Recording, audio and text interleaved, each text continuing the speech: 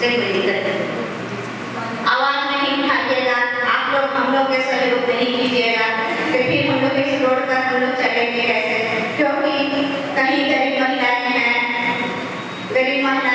हम लोग शोषण के शिकार सभी महिलाएं हैं, किसी का परेशान ये है कि हम लोग महिलाएं उत्पीड़न नहीं कर रहे हैं, कितना हम लोग उत्पीड़न को सहेंगे,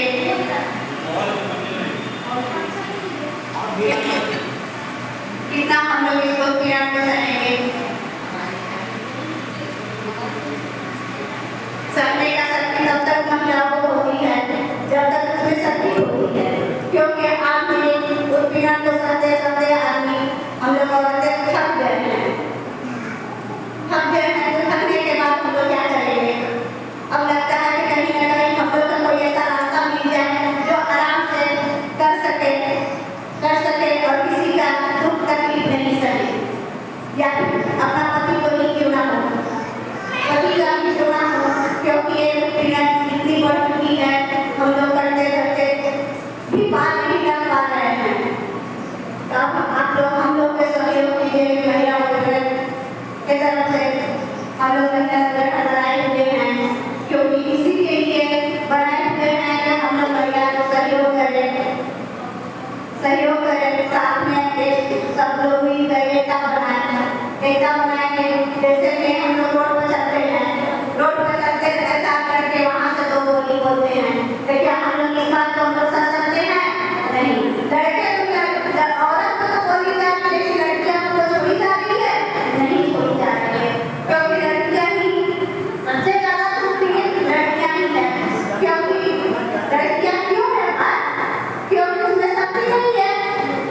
अभी तो जन्म में हमने पढ़ना लिखना तरक्की लड़कियां में भी हो रही है, पढ़ने लिखने जा रही है, तो लड़के बाहर से बोल रहे हैं, क्या उसमें शक्ति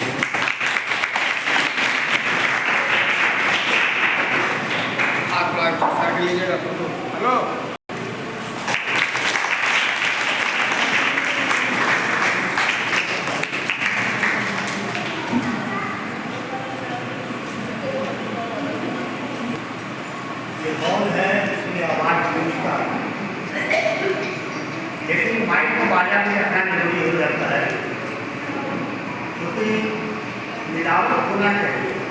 बोल रहे हैं आवाज माइक के द्वारा भी आना चाहिए। आज इतनी धीमी आवाज से आपको जानकारी सुनने के लिए आए। अब मैं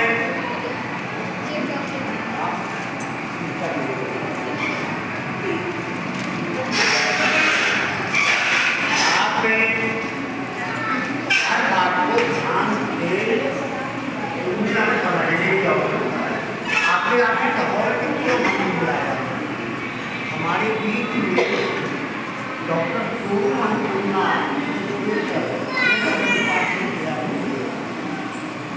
और प्रजापति ब्रह्म कुमारी विद्यालय ब्रह्म कुमारी राज यहाँ आज हमारे इस कार्यक्रम में शामिल हुई है। इसके अलावा एक और आने वाली है, वह है डॉक्टर रश्मि प्रियदर्शी, नहीं आए हैं अभी तक। एक प्राचार्य भी आने वाले हैं जावदेव, वो भी नहीं आए हैं। जो आए हैं हम उन्हीं से उनकी बात को सुने और लाभ उठाए। ये जागृति इसलिए रखा गया है तो आज की जो महिलाओं को इस प्रकार का एक्सप्लॉयटेशन होता है, शोषण होता है। लड़कियां आज के जमाने में सुरक्षित नहीं है, क्यों होता है? 4 लड़के कहीं ले जाएंगे, लड़कियां सुरक्षित नहीं। लड़कियों को हर प्रकार के जो जुल्म होते हैं लड़कियों पर, वह ज़्यादातर लड़कों के द्वारा या पुरुषों के द्वारा किए जाते हैं। ये स्थिति है। मैंने बहुत अध्ययन किया। आज से मैं कुछ दिन पहले चले जाऊँ, कई वर्ष पहले घटना आई थी, वो आपको बोल गया। मैं एक जापानी की जापान देश के जापान देश के लड़की यहाँ आई थी। संयोग से रात को ऑटो पकड़ करके बोल गया थे गया आई पकड़ने के लिए। तो जापानी लड़की को लोगों ने घटना किया, बोल किया गया के बीच में बहुत चर्चा करने लगा। आप सोचो, वह लड़की जापान की भाषा जानती थी, हिंदी भाषा नहीं जानती, और वह चिल्लाती थी। अच्छा तो ही अपने भाषा में बोला जाए, लेकिन उसके लोग समझ नहीं पाए, न तो जान पाए, भाषा दूसरे तरह का। अब फिर वहाँ से उसके साथ खूब गर्म घटना करके टेम्पू वाले ने उसको स्टेशन पर छोड़ दिया। बोलता रहा, बोलती नहीं, लेकिन कोई असर नहीं पड़ा, क्यों भाषा ही नहीं था। फिर सरकार से उसका कार्रवाई हुआ, कानून दिया। ये एक घटना हम उदाहरण देना क्यों? इसी तरह का दिल्ली में भी एक घटना होती गया और इसी तरह से आज से 3 महीना पहले मेरे को जब जानकारी मिली, मैं दिल्ली गई, गया मेडिकल कॉलेज में, जब मेरे को मैं गया उस बच्ची को देखा, इतना उपक्रम उसके साथ किया गया जिसका वर्णन नहीं कर सकता। बच्ची रोती है, आँख से आंसू बहते रहे, क्या सोच रहा है, क्या समाज को बताएगा? बच्ची ने तात्कालिक जिंदगी दिया, तो क्या संदेश दे रहा है? वो घटना है। इसलिए इस सारी घटनाओं के खिलाफ अगर हम आज सारी महिलाएं अगर संगठित होकर के एक शक्ति बनाए तो कुछ न कुछ करेगा। यही आपका मेन अभिप्राय यही है करने का। आप उनको क्लियर है, आप लोग लड़ते हैं, हमारे साथ लोग झगड़ा करते हैं। स्वागत है हमारे रस्ते की एक तस्वीर की आ गई है और हमारी कोटों के स्वागत है वो माला के द्वारा।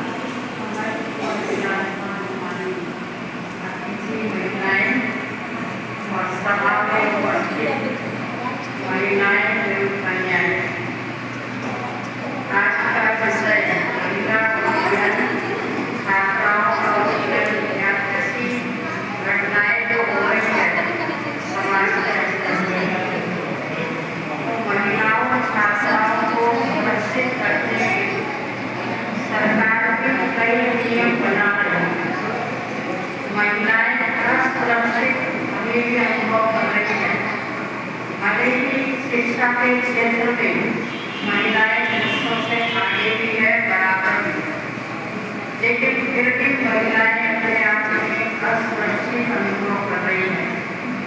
आज किसी के घर में पुत्र जन्म होता है, बहुत खुशियां मनाते हैं, बहुत पार्टी देते हैं। एक कन्या का जन्म हो जाता है तो लोग घटिया उल्टी कर देते हैं, लेकिन अभी सरकार ने ऐसे कुछ नियम लागू किए हैं जो बेटी जन्म ले तो भी खुशी मनाए, बेटा जन्म ले तो भी खुशी मनाए। तो वास्तव में हमारा समाज जो बुरी करने के महिलाओं के प्रति अपनी बुरी दृष्टि रख रहा है, कहते जैसी दृष्टि वैसी सृष्टि। एक समय था सृष्टि बहुत सुंदर थी, सुखदायी थी, हर नारी देवी देवता की, लक्ष्मी नारायण, राधे कृष्ण राम सीता की जोड़ी थी।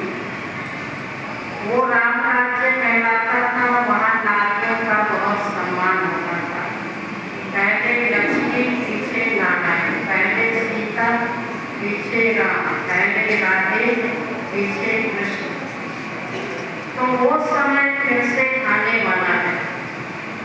उसके लिए परमात्मा ने नर और नारी दोनों को समान रीति से जागृत किया है। जब हर नर नारी अपने आत्मसम्मान पर निर्भर हो, अपने को स्व आत्मा निश्चय करे कि मैं आत्मा हूँ, इस शरीर को छोड़ना है और इस शरीर रूपी वस्त्र को धारण करने वाली चेतन शक्ति आत्मा है। तो नारी अपने विचारों को सुदृढ़ बनाए, नारी अपने विचारों की संस्कृति को आदि संस्कृति में परिवर्तित करे। नारी को अपना कहा जाता है। शारीरिक रूप में भले ही नारी अपना है, लेकिन अगर आत्मनिर्भर नारी हो जाए वो पुरुषों से कम नहीं है।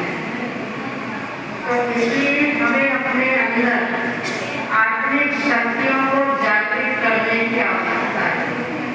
वो आत्मिक शक्तियाँ जागृत होगी जब हम केवल परमात्मा पिता से अपना नाता जोड़े। वो परमात्मा सर्वशक्तिमान है, हम सब आत्माओं का परम पिता, परम शिक्षक और परम सद्गुरु है। आज का इतिहास में दिखाता है कि नारियों ने ही नरों को उतारा है। तुलसीदास को ज्ञान देने वाली नारी ही थी। उसने कहा कि आप हमारे हाथ के शरीर के पीछे इतना आकृष्ट हो रहे हैं, जो आपने सांप को एक रस्सी समझ लिया और कोई लोग की परवाह किए बिना इस हाथ के शरीर के पीछे ऐसा गलत कदम उठाया।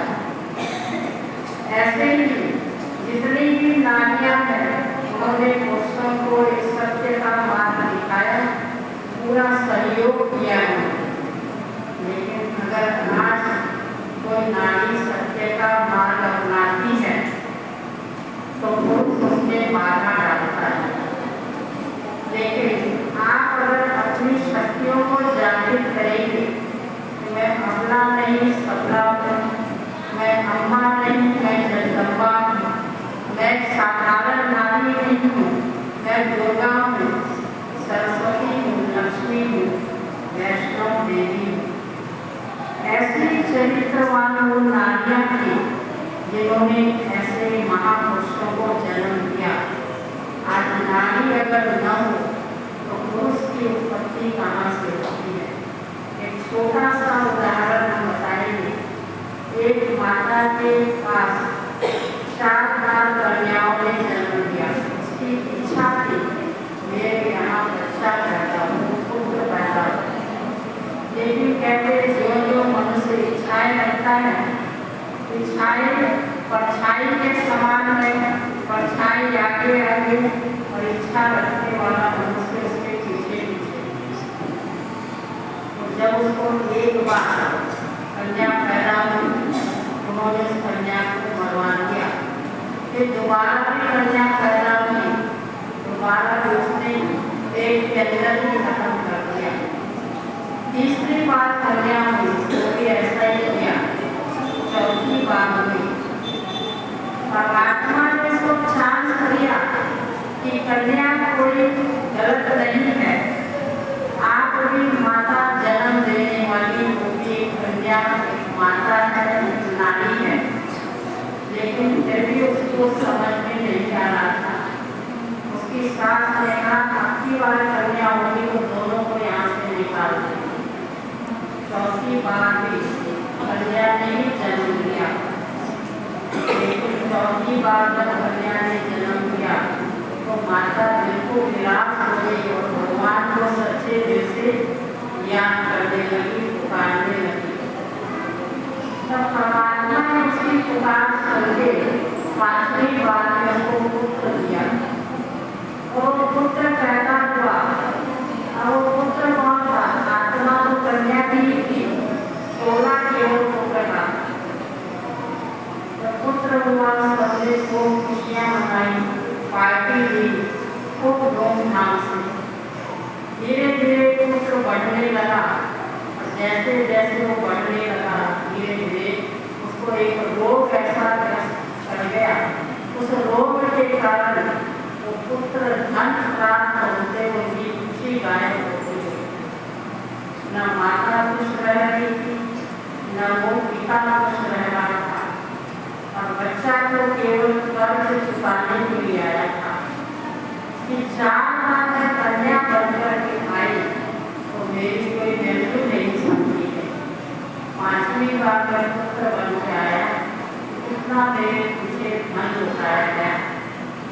तो जब बहुत डॉक्टरों का इलाज कराया, जहाँ तहाँ उसको बड़े बड़े शहरों में ले गए, बहुत इलाज कराया, सारा धन खर्च हो गया, लेकिन फिर भी पुत्र स्वस्थ नहीं हो सका।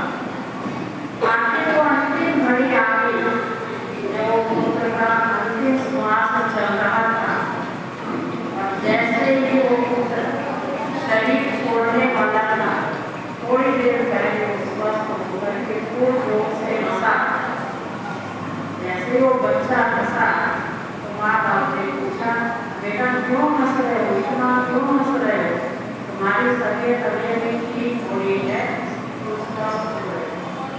लेकिन पुत्र इसलिए हंस रहा था कि जितना आपने कन्या को दुख दिया है, दर्द दिया है और उसके पीछे अपना धन बर्बाद किया है, और वो धन दिखाने के लिए आया और वो धन देना शुरू हो गया, अब मैं जा रहा हूँ।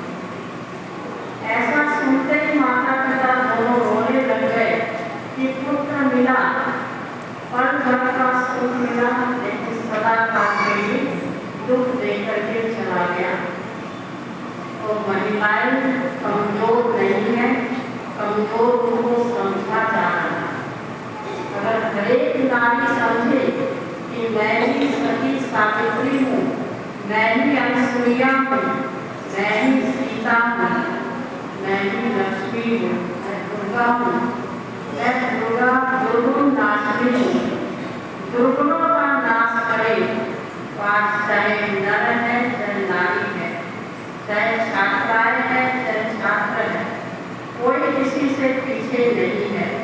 हमारी सरकार आज इतना सब कुछ कर रही है छात्राओं के लिए कि छात्राएं अपने आप को सुरक्षित रखें।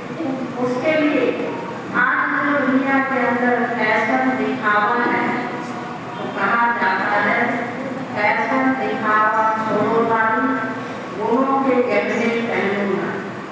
गुण क्या है? सहनशीलता, धैर्यता, मधुरता, गंभीरता, ये सब दिव्य गुण है। इन गुणों को हम जीवन में धारण करें और उस परमात्मा से शक्ति प्राप्त करें। वो परमात्मा कौन? वो परमात्मा शिव है, जिसकी हम सभी 26 फरवरी को महाशिवरात्रि मनाएंगे। और महाशिवरात्रि के दिन व्रत करेगी तो शिव के साथ भी अर्धनारीश्वर कहा गया है। शिव का एक नाम अर्धनारीश्वर है।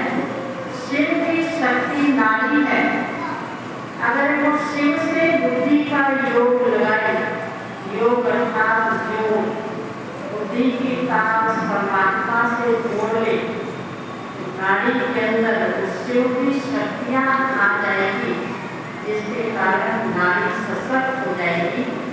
इतनी सशक्त हो जाएगी कोई बुरी दृष्टि वृत्ति उसके ऊपर डाल नहीं सकेगा। इसलिए दुर्गा को कहा गया असुर संहारी, असुरों का संहार करने वाली। असुर कोई राक्षस नहीं थे जिसका संहार किया। आसुरी वृत्ति जो मनुष्य के अंदर आ गई है, उन आसुरी वृत्तियों का हम सब संहार करें। जब अपना ये ज्ञान का तीसरा नेत्र जागृत करें, ये तीसरा नेत्र जगेगा जब उस परमात्मा से हम अपना बुद्धि का तार जोड़ेंगे और परमात्मा से हमारी तार जुड़ जाती है, उससे लाइट और वाइट की प्राप्ति होती है। तो हम चाहेंगे जितनी भी महिलाएं बैठी हैं, आज ये सभी महिलाएं प्रजापिता ब्रह्मा कुमारी ईश्वरीय विश्वविद्यालय में आकर के 1 घंटा का हम समय लेते हैं, वहाँ आकर के अपने आप को सशक्त बनाए। ये शिविर थाना के पीछे इसका ब्रह्मा कुमारी का राजयोग केंद्र है, वहाँ प्रतिदिन क्लास चलती है। वहाँ आकर के आप जरूर इसका लाभ लें और अपने आप को सशक्त बनाएं।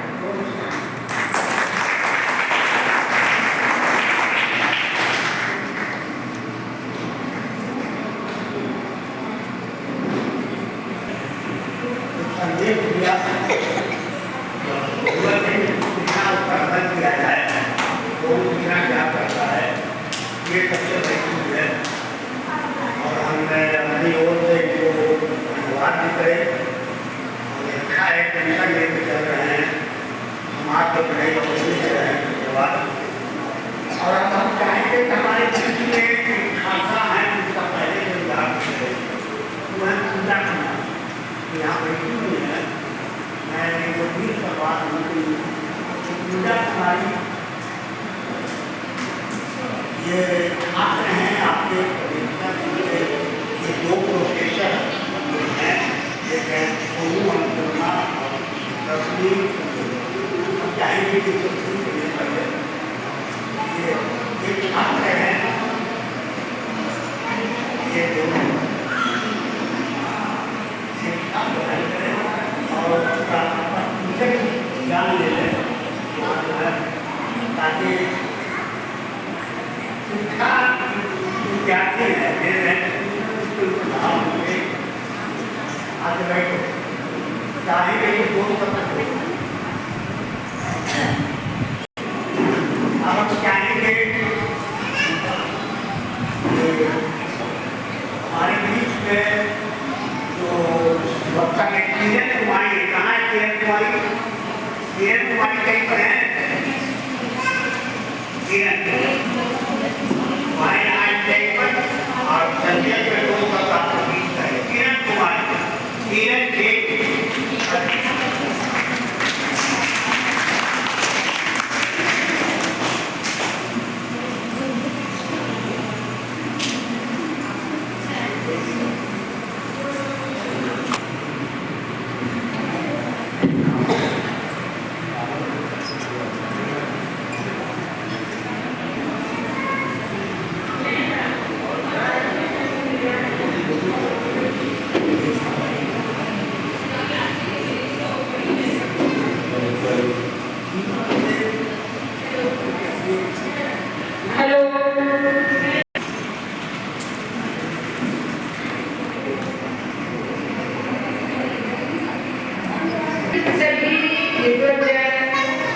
हमारे साथियों, सामने उपस्थित सभी जो भी राज्य जल कल्याण समिति के सभी मेंबर हैं,